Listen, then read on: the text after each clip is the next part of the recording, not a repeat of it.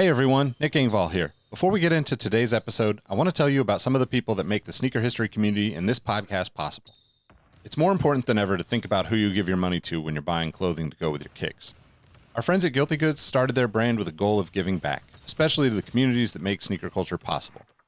With every purchase from Guilty Goods, at least 10% of the proceeds are donated to organizations like Big Brothers and Big Sisters, the Susan G. Komen Foundation, the Movement for Black Lives, and many more. You can save 30% on your order by using the code HISTORY at guiltygoods.us. Again, that's history at guiltygoods.us for 30% off, and you can feel good about your purchase knowing you're supporting a meaningful cause. Sneakers are all about presentation, and if you're like me, displaying your kicks at home or in the office is just as important as when they're on your feet. Sneaker Throne makes sneaker display cases featuring customizable LED lights, drop-side cases to showcase the entire side of the shoe, not just the heel or the toe, the whole shoe. They've also got display cases for trading card collectors and hat collectors. To me, it's the perfect way to display your collection. You can save at least 10% on your Sneaker Throne order by using the code HISTORY at sneakerthrone.com. That's history at sneakerthrone.com. If you're a Patreon supporter or a member of our Discord community, you already know about Kicks with V hot sauce and his small batch, locally sourced hot sauce. V has been one of the biggest supporters of sneaker history and the podcast since the early days. He's currently the defending champion in our community trivia nights competition. Kicks with V hot sauce has been a huge hit with the community. You can save 10% on your order by using the code SneakerHistory10 at kickswithvhots.com. That's SneakerHistory10 at kickswithvhots.com. Now, you're probably here because you like sneakers, and if you join the Discord, you know our community is about so much more than that. Whether it's the marathon-like community calls, trivia night debates, the in-person meetups, or just sharing our favorite experiences, we found that although we have such different backgrounds, we all have some unexpected shared passions. Not only does the entire community look out for each other when it comes to releases, we're like a support group for life in general. You can join the Discord community for free by heading to the show notes of this episode. After you're done listening to this episode, tell someone you like their kicks today. You never know how far a simple compliment can take you, and we all know how good it feels to have someone show their appreciation. Now let's get into today's episode. Jordan trying to shake off starts. Oh, what a LeBron James with no regard for human life. Final seconds. Bryant for the win. Iverson against Gill, the crowd on its feet. Allen for the win. Welcome to the Sneaker History Podcast. What's up, everybody? Welcome to a nice and crisp take of the Sneaker History Podcast. Short and sweet, good to eat. I'm here with my guy, Nick. We're going to talk about some controversy. How you doing, Nick? I'm good, man. I'm good. Drama. Lots going on. It's funny because this person tends to just bring up emotion, whether you love them, hate them, love to not care. There's levels, right? Even if you don't care, you're still like, oh, I adamantly don't care about that guy. Well, you're adamantly something about him. And it's one Travis Scott, rapper extraordinaire. He's starting to have sneakers pop up. We've seen his Trainer 1. We've seen the Air Max 1. News of some sort of new Jordan models coming out. And this is all coming after his, tragic and chaotic Astroworld concert festival that happened. Was it back in November? I forgot what. Yeah, right. It's been quite some time, but he really has shut down camp. We have not heard much of him, but then the sneaker birdies around the internet have been chirping with new shoes. So we thought it'd be fun to give you guys a quick little take on how we feel, maybe get you thinking about how you feel about it. So, Nick, go ahead. Let's start with the easy questions. Should they be selling those shoes now? When? If not, what's your take? I feel like that question can't really be answered by people like us that are so far removed from what happened, right? Like there are 5,000 people, like almost 5,000 people that were injured. I saw like 700 of them had serious injuries. I think 10 or more people died at Astroworld. And, it sounds cruel, but like at some point life does have to go on. And, this is kind of an interesting topic for me to tackle right now mentally, because I've just lost like, the last three of my grandparents in the last 2 months. So I understand like the need to process this stuff and deal with it emotionally. And, everybody does that differently. I also don't necessarily know all the details to say like, Travis Scott should be canceled completely the rest of his life, kind of a thing. You know, did he make a mistake? It seems pretty obvious that he made a pretty huge mistake. Now, can anyone control a crowd of 50,000 people crammed into a little, you know, festival? No. And, you know, it's pure chaos throughout that whole thing. So, like, that said, I think that the sneaker release is inevitable, right? Nike and Travis have been making these for a while. It's been pushed out, you know, whether and he's dropping a new album soon called Utopia. Like, there's a lot of like things that are kind of like business as usual feeling about this whole process, right? Like, get the hype up. He performed in Miami over the weekend or within the last week or so to a smaller crowd for the first time. And I really don't know the answer to it. I you know, it's not really up to me. I think the shoes, outside of all the drama and, you know, tragedy, I think the shoes look really dope. It's probably my favorite of Travis Scott's shoes, the trainer ones and the Air Max ones, both. But, you know, I don't know. There isn't really a right time to do it. And it's one of those things where I guess like the short and sweet answer for me is like, you know, you got to rip the Band-Aid off at some point. So you might as well just get back to it. He might have caused a lot of trauma for a lot of people, but he also brings a lot of positive energy and great things to a lot of people that, you know, obviously are huge fans of him. So that's kind of where I stand on it. How about you? No, it's so tough. And we by no means are belittling the passing of those 10 people on the event of November 5th, 2021. I want to make sure I had the exact date right, because a lot of people were injured. Loss of life is nothing funny. But I think where we do a lot of finger pointing is Travis Scott concert, Astroworld. Travis Scott, you are responsible. When he's so far removed from just the technical and logistic aspects of a concert, to where, of course, it's his responsibility to maybe, you know, shut the crowd down and say, hey, everybody, there's some serious stuff happening. Like, let's stop partying for a second. But it is not Travis's job to lay out the mock-up of a facility and how a campground should be. Like, there's so many other levels, and that's why you have, you know, there's so many levels, right? Be mad at Travis is his concert. I get it. Especially if you're injured or had a family member affected or passed from that event. It's horrible. But like, he's like, you don't go to Six Flags. It's like, all right, let me talk to the owner of Six Flags who this fucking roller coaster broke. And they're like, nah, man, the engineers, there's like facility teams at the park. There's like so many other levels below the owner of Six Flags where it's like, it's tough.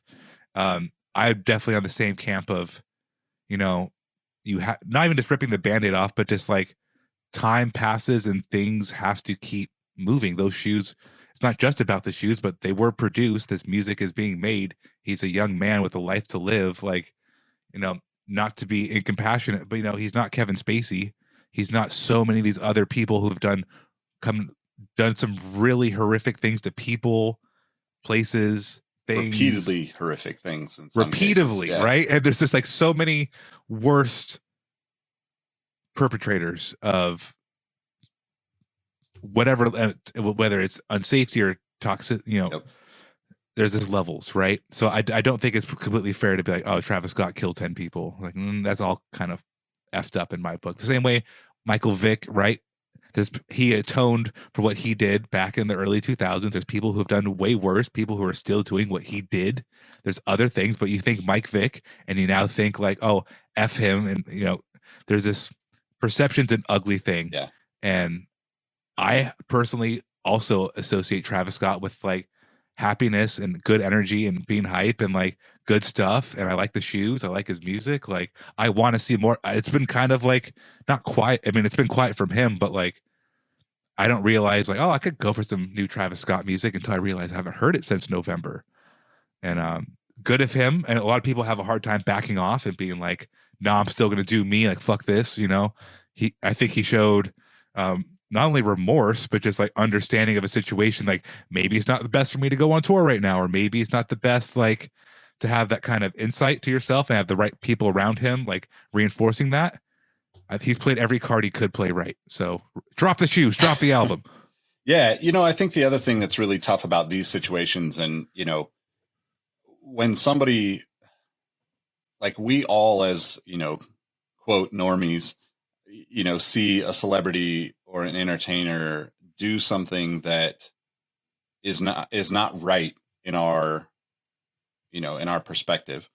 It makes it really difficult to kind of understand that they're also real people too, trying to figure this stuff out. And I think the natural kind of response is, of course, like, hold Travis responsible.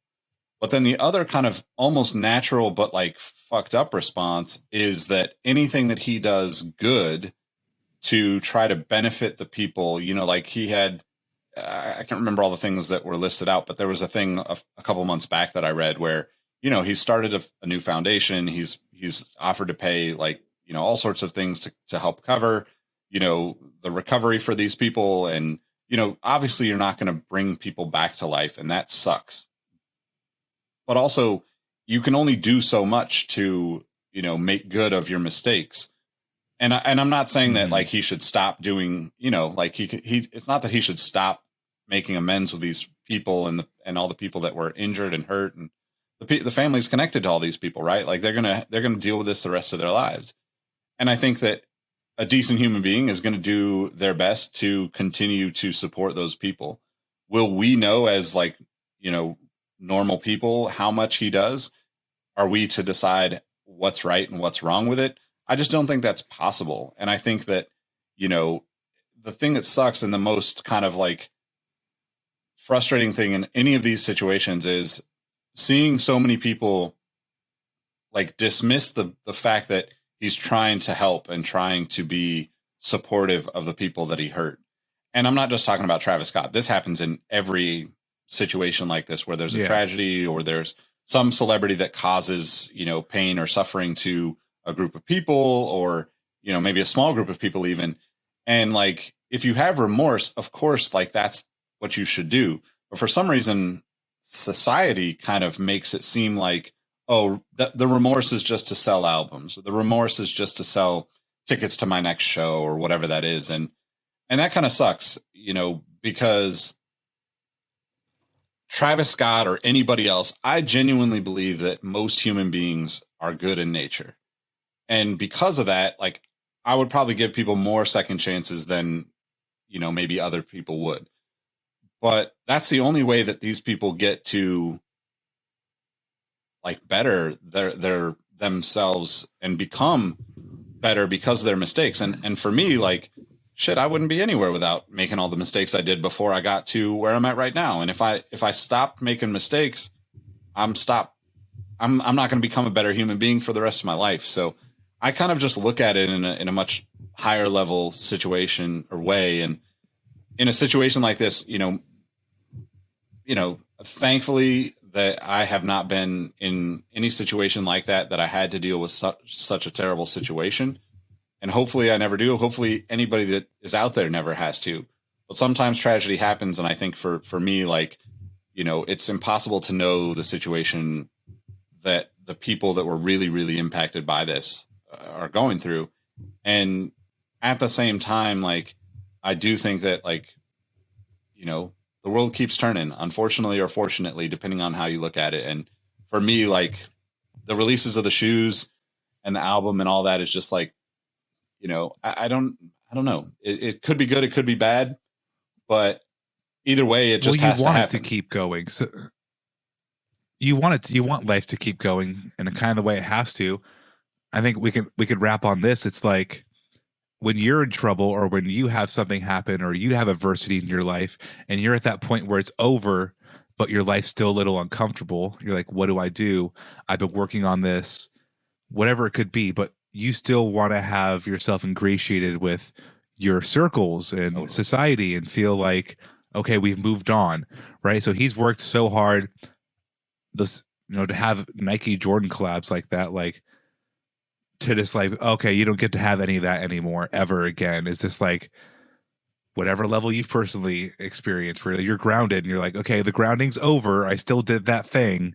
Well, and taking that another level too. I still want to go. Yeah, taking that another level too, right? Like you got to figure that somebody like him, any other entertainer, right, probably has hundreds of people on staff as crew, as, you know, management, as like all the things that happen, because he's not just a human being, he's a business at this point, right? Like there's so many moving pieces. Yeah. And maybe, you know, I would say the same thing for Nike employees, right? Like they don't deserve to not make their bonus if they don't sell these Travis Scott shoes or whatever that is. And I don't know that specific, you know, situation, but like the other people that work on all the projects that are connected to him as an artist shouldn't suffer because he made a mistake, if it's his mistake that we're pointing at, right? And that's kind of the end thought for me, is like there's just too many people wrapped up in you know, employed by some of these projects and collaborations, and you know, it's so much bigger than one person, even if it's only Travis Scott that we see standing on stage, you know, entertaining us, right? So for me, I got to think about all those other people, because we don't want to, like, we're trying to cut off the suffering in a lot of ways, right? You're not going to be able to do that for everyone, but we don't want to put more suffering on other people in different ways by cutting off their, you know, income or whatever that is that they might be driven by. So yeah, I don't know. It's a tough one. It's a tough one. But I do like the shoes. You know, I'm a Travis Scott fan, but I definitely feel weird about it compared to previous Travis Scott stuff too. So I don't know. Yeah. It's tough. The shoes look good. Go buy some shoes. Yeah. I mean, Happy that's what thoughts. it comes down to me, like lacing up a new pair of shoes just always makes me feel good. And if that's something that makes you feel good, you should do that and just keep living. So. Booyah Chaka. Cool, man. Well, fun episode. Alrighty. Well, hey. Hope y'all enjoyed it. Exactly. Thanks for tuning in. I think so. We're going to be doing more of these. Yeah. It's fun. Tune into Secret History for more. Go listen to another episode. Go listen to the podcast. Go listen to Nick's in like 10 different podcasts now. So go check out Crown and Stitch and Exhaust Notes and old episodes from us. And yeah, we'll catch you have next a good time. day. Peace.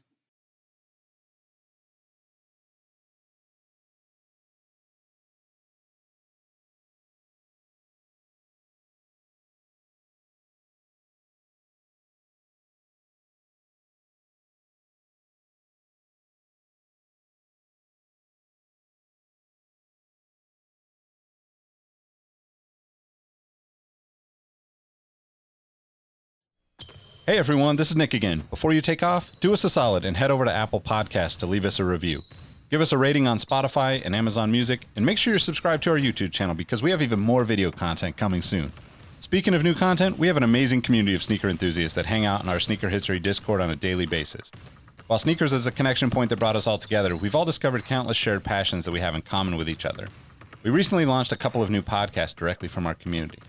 One of them is a Formula One podcast. If you're an F1 fan like me, the Exhaust Notes podcast is your weekly fix of Formula One fun. It's hosted by myself, Rohit Malhotra, and Todd Yates. New episodes drop every Tuesday. I've been wearing fitted hats for years and collecting my favorite teams since I was a little leaguer. It has been awesome to see so many new fans getting into fitteds in recent years. Crown and Stitch is our new talk show about fitted hats with Dexter, Keith, and myself, where we talk about fitted hats, snapbacks, throw in some obscure hats because we all kind of like some funky stuff once in a while, don't we? Copping, collecting, and so much more. New episodes drop every Wednesday. Hit the links in the show notes for this episode to give our new shows a listen, and be on the lookout for more new podcasts dropping soon. Last but not least, tell someone you like their kicks today. You never know how far a simple compliment can take you, and we all know how good it feels to have someone show their appreciation. Thank you all for the support, and we'll catch you on the next episode. Peace.